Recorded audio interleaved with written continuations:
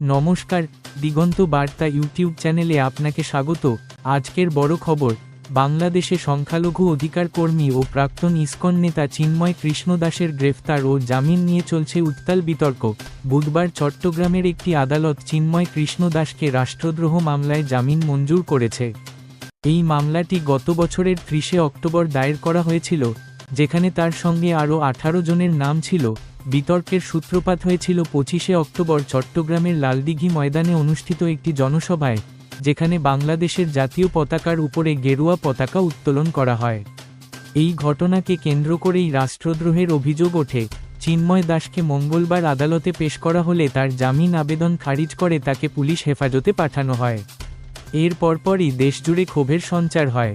বহু সংখ্যালঘু সংগঠন ও অধিকার কর্মী তার মুক্তির দাবি জানান। চিন্ময় কৃষ্ণ দাস বাংলাদেশ সম্মিলিত সনাতনী জাগরণ জোট এর মুখপাত্র হিসেবে কাজ করছেন, যারা দেশে সংখ্যালঘু সুরক্ষা আইন, দ্রুত বিচার ট্রাইব্যুনাল ও সংখ্যালঘু মন্ত্রক গঠনের দাবি জানিয়ে আসছে। তিনি চট্টগ্রামের সাতকানিয়া উপজেলার বাসিন্দা এবং 2016 থেকে 2022 পর্যন্ত ছিলেন ইসকনের চট্টগ্রাম বিভাগের সচিব। ছোটবেলাতেই ধর্মীয় বক্তৃতা দিয়ে পরিচিতি পান এবং শিশু বক্তা নামে খ্যাতি অর্জন করেন।